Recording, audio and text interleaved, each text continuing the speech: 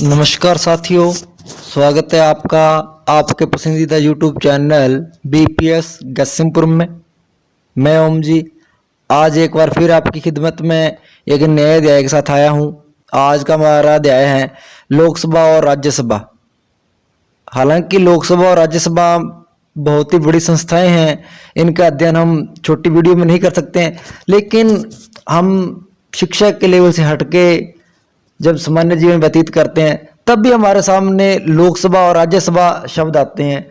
तब हमें पता नहीं होता है भी लोकसभा क्या होती है, राज्यसभा क्या होती है। तो कहने का भावार्थ हुआ भी लोकसभा और राज्यसभा में क्या अंतर है, इसके संबंध में प्रमुख जो निम्न या छोटी छोटी बातें हैं उनको मैं आपके सामने लेके आया हूं। आइए अध्ययन करते हैं लोकसभा और राज्यसभा में क्या अंतर है। भारतीय संसदीय प्रणाली में संसद के दो सदन हैं, लोकसभा और राज्यसभा। लोकसभा जिसे आम जनता का सदन या संसद के निचले सदन के रूप में जाना जाता है, और राज्यसभा जिसे राज्यों का परिषद या फिर राज्यों की प्रतिनिधि परिषद या फिर संसद के ऊपरी सदन के रूप में भी जाना जाता है। लोकसभा वास्तविक कार्यकारी है जो प्रधानमंत्री के नेतृत्व में देश में संचालन करती है, शासन व्यवस्था करती है, क्योंकि जो संवैधानिक शक्तियां हैं तो वह तो राष्ट्रपति के पास है, लेकिन वास्तविक उसका प्रयोग है जो प्रधानमंत्री के नेतृत्व में उसकी मंत्रिपरिषद के द्वारा किया जाता है, जो कि लोकसभा के प्रति उत्तरदायी होती है।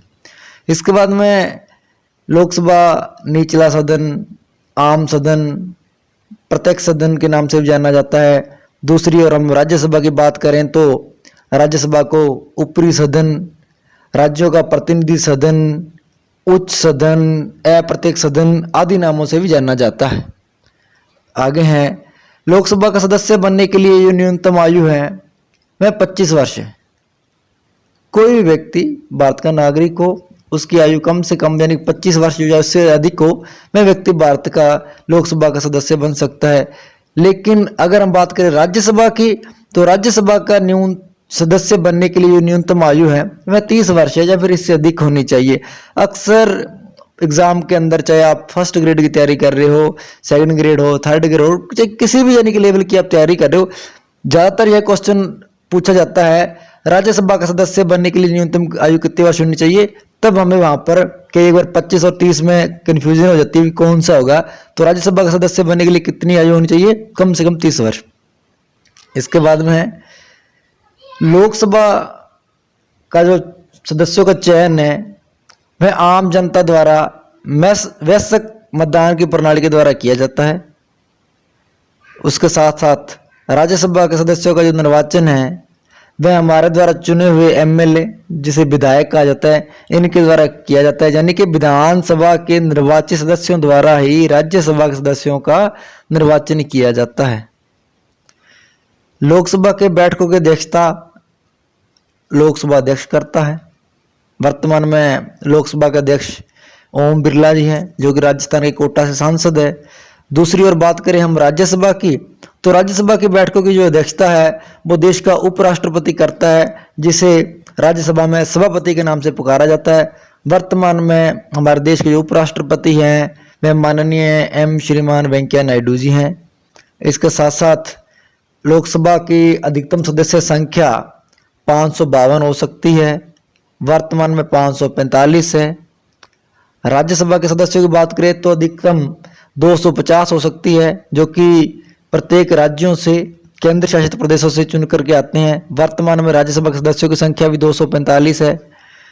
उसके बाद में जो केंद्रीय मंत्रिपरिषद होती है वह हमारे प्रत्यक्ष सदन यानी कि सामूहिक रूप से लोकसभा के प्रति उत्तरदायी होती है।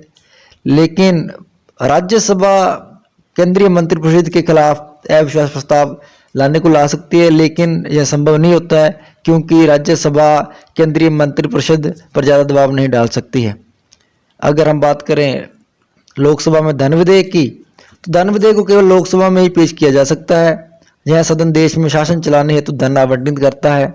धन विधेयक है कि नहीं है, इस पर जो अंतिम शक्ति या मुहर वो लोकसभा का अध्यक्ष ही लगाता है। यानी कि धन विधेयक के संबंध में ज्यादा शक्तियां किसको प्राप्त है? लोकसभा को है। इसमें राज्यसभा क्या कर सकती है? तो धन विधेयक को कुछ समय के लिए यानी कि 14 दिन तक के लिए राज्यसभा रोक सकती है। इसके बाद में राज्यसभा धन विधेयक के संबंध में कोई भी शक्तियां प्राप्त नहीं है या कोई निर्णय नहीं ले सकती है। भारत के राष्ट्रपति लोकसभा में आंग्ल भारतीय समुदाय के 2 सदस्यों को मनोनीत कर सकते हैं।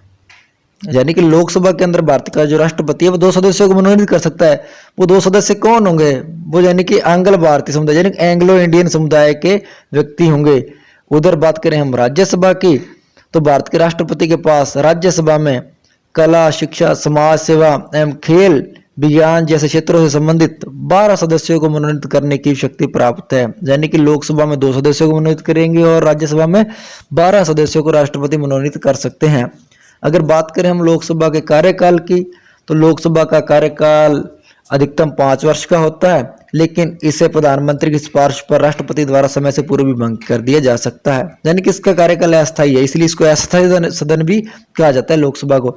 बात करें हम राज्यसभा की, तो राज्यसभा एक स्थायी सदन है, इसे कभी भंग नहीं किया जा सकता। हालांकि इसके जो सदस्य होते हैं इनका कार्यकाल 6 वर्ष का होता है। ध्यान रखने वाली बात है, राज्यसभा का खुद का कोई कार्यकाल नहीं होता है क्योंकि ये स्थायी सदन है, लेकिन इसके सदस्यों का कार्यकाल 6 वर्ष का होता है, जिसके 1/3 सदस्य प्रत्येक 2 साल बाद रिटायर हो जाते हैं। उसके स्थान पर नए सदस्यों का निर्वाचन कर लिया जाता है।